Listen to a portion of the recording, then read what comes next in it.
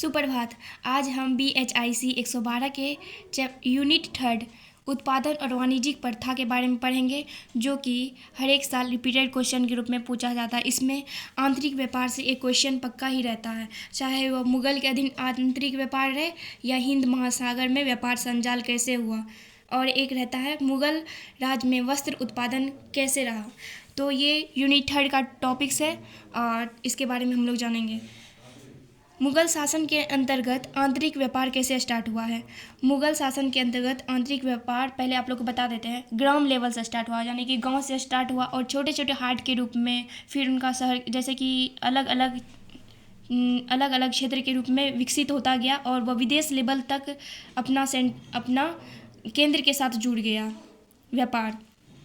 और मुगल के काल में व्यापार को 3 स्रोत में हम लोग बांट के अध्ययन करेंगे। एक क्षेत्रीय स्रोत पर, मतलब छोटे स्तर पे, उसके बाद अंतरस्तरीय क्षेत्र पे, मतलब कि उसी जैसे कोई राज है उसके स्तर पर, और अंतरस्थलीय मतलब कि विदेशी व्यापार के तहत, विदेशी व्यापार में कैसे जुड़ गया परिवहन के साथ, नौ परिवहन के साथ, दूसरे विदेश देश के साथ, ठीक उसी प्रकार अध्ययन करेंगे। तो फिर आज स्टार्ट करते हैं। मुगल शासन के अंतर्गत आंतरिक व्यापार कैसे लिखना है ये देख लीजिए एक बार। मुगल शासन के अंतर्गत आंतरिक व्यापार की शुरुआत ग्राम स्तर से हुई थी, जहां पर कृषि उत्पादन के अधिशेष को राजस्व की प्राप्ति हेतु धनराशि के बदले बेचा जाता था।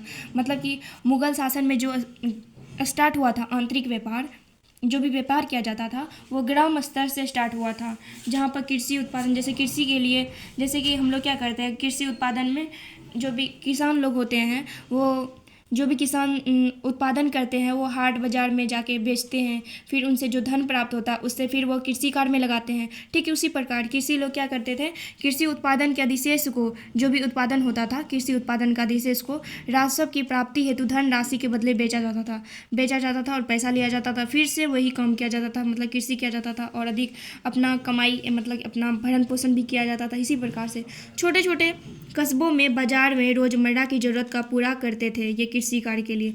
छोटे छोटे बाजारों को बड़े बाजारों से जोड़ा जाता था। ये मंडी के रूप में विदेशी व्यापार से जुड़े हुए होते थे। विदेशी व्यापारी मंडी से जुड़कर मार्केट लेवल पे चला जाता है। जैसे कि हम लोग का एक हाट होता है, हाट पे रोज़मर्रा की चीज़ें मिलती है, जैसे कि साग सब्जी सब मिलती है। उससे ज़्यादा बड़ा होता है बाज़ार होता है, बाज़ार में जाके हम लोग कुछ भी मार्केट में कुछ भी खरीद सकते हैं।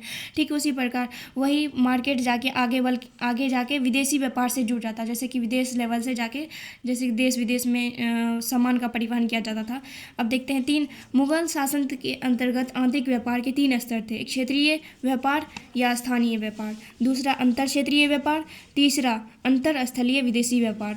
अब देख लेते हैं हम लोग जो आंतरिक व्यापार है। क्षेत्रीय व्यापार और अंतर क्षेत्रीय व्यापार आंतरिक व्यापार मार्ग से किया जाता था। ये दोनों जो है क्षेत्रीय व्यापार और अंतर क्षेत्रीय व्यापार जो है आंतरिक व्यापार मार्ग से किया जाता था। और बंगाल व्यवसाय और विपणन का प्रमुख केंद्र था। इस समय में जो मुगल शासन के दौरान बंगाल जो है ना बहुत ज़्यादा प्रसिद्ध स्थल था, जहाँ से बहुत सारी चीज़ों का उत्पादन किया जाता था। इससे देश के विभिन्न भागों में अत्यधिक विकसित संबंध विकसित हुए, दूसरे देशों में भेजा जाता था। ढाका हो गया, फिर हिजली हो गया, हुगली हो गया, मालदा हो गया, मुर्शिदाबाद हो गया, सोनारगांव मुख्य व्यापारी के केंद्र थे। बिहार, ओडिशा, गुजरात और कश्मीर से बंगाल तक से विभिन्न उत्पादों को लाया जाता था। अब देखते हैं उत्तर भारत में कैसे व्यापार होता था। उत्तर भारत में आगरा, बनारस और उत्तरी भारत के अन्य शहरों से भी बंगाल के व्यवसायिक संबंध थे। पश्चिम क्षेत्र में हो गया आप लोग का गुजरात वाला इलाका है, तो फिर अहमदाबाद, सूरत सबसे बड़े व्यावसायिक केंद्र थे। गुजरात को मसालों की पूर्ति मालाबार शहर से होती थी। मालाबार इधर हो गया, नीचे दक्षिणी तट हो गया केरल के तट का। तो गुजरात को मसालों की पूर्ति मालाबार शहरों से हुआ करती थी। आगरा को बड़ी मात्रा में बंगाल से रेशम प्राप्त होता था। रेशम की मात्रा सबसे ज़्यादा बंगाल में उत्पादन होती थी, तो आगरा जो है ना, आगरा को निर्यात किया, मतलब कि आगरा उससे ले लेता था। राजस्थान से प्रसिद्ध संगमरमर और देश के अन्य भागों से वस्तुएं प्राप्त होती थी। ठीक है, उसके बाद दक्षिण भारत से अधिकतर व्यापार तटीय मार्गों से प्राप्त होता था। मुगल शासन में व्यापारिक मार्गों का संजाल विस्तृत रूप से फैला हुआ था, मतलब पूरे फैला हुआ था। हर एक राज्य में किसी न किसी चीज़ की उत्पादन होती रहती थी और एक राज्य दूसरे राज्य से ऐसे संपर्क बना के व्यापार करते रहते थे।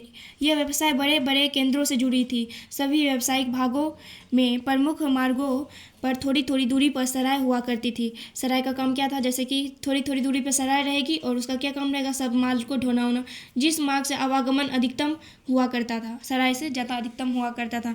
इन सभी व्यापार करने के लिए परिवहन के लिए नाव, बोझ उठाने वाले पशुओं और नदी जल मार्गों का प्रयोग किया जाता था। ठीक है, स्थल में ऊँट का प्रयोग किया जाता था, बैल का उपयोग किया जाता था। इन्हीं सब पे तो सामान लाद कर पहले भेजा जाता था ना। और उसके बाद समुद्र में हो गया, आप लोग का नाव से सामान इधर एक देश से दूसरे देश में भेजेंगे। उसके बाद नदी मार्गों पर विभिन्न प्रकार के नावों का प्रयोग महाद्वीप में विभिन्न क्षेत्रों को जोड़ने के लिए किया जाता था। इस प्रकार किया जाने वाला यातायात भी कम खर्चीला होता था। अब हम लोग देख लेते हैं थर्ड वाला जो था हम लोग का स्रोत, मुगल शासन में आंतरिक व्यापार का तीसरा चरण में अंतरस्थलीय मतलब विदेशी व्यापार करेंगे कैसे। विदेशी व्यापार करने के लिए फारस की खाड़ी और लाल सागर महत्वपूर्ण था मुगल शासनकाल में, जिससे एक देश से और हम लोग देख लिए क्षेत्र स्तर पे तो हम लोग देख लिए ना, गुजरात हो गया, गुजरात का अहमदाबाद, सूरत, मुर्शिदाबाद हो गया, और ढाका हो गया, बंगाल, ये सब तो हम लोग देख लिए ना क्षेत्रीय स्तर पे। अब हम लोग अंतरस्थलीय मतलब कि जो एक देश से दूसरे देश के बीच होता था, तो वो उसके लिए लाल सागर महत्वपूर्ण था और फारस की खाड़ी, क्योंकि जहाँ जैसे कि नाव होता था, नाव के द्वारा एक देश से दूसरे देश तक सामान ले जाया जाता था, जिससे एक देश से दूसरे देश तक व्यापार किया जाता था। इस तरह के व्यापार में दूरियां ज़्यादा होने के कारण जैसे कि एक देश से दूसरे देश में जाएंगे तो फिर ज़्यादा समय लग जाएगा, लेकिन पैसा आएगा, ये बात सही है, पैसा आएगा, पर टाइम तो लगेगा ना। इसीलिए जैसे कि बहुत सारा सामान रहता था तो उनको एक टाइम ही उनको ले जाया जाता था, फिर उसको आने में भी टाइम लग जाता था। इसीलिए इस तरह के व्यापार में दूरियां ज़्यादा रहने के कारण एक ही समय में अधिक से अधिक वस्तु का एक ही समय अच्छे से सामान का परिवहन किया जाता था। एक ही समय सब वस्तुओं को डाल दिया जाता था ताकि वहाँ पे जा सके, और उससे पैसा तो आएगा ही ना। बहुमूल्य धातुओं की कुल कीमत आधार पर फारस की खाड़ी के साथ हो रहे व्यापार की तुलना में लाल सागर के साथ ही रह रहे व्यापार में बढ़त की। व्यापार के लिए सबसे महत्वपूर्ण मार्ग आगरा से लाहौर था, जो कि बीच बीच में रुकने, और दिल्ली, सरहिंद, पानीपत और समाना था, और व्यापार के दल जो कि नियमित रूप से कार्यशील रहते थे, और इस प्रकार से काम किया जाता था मुगल शासनकाल में। Thank you very much.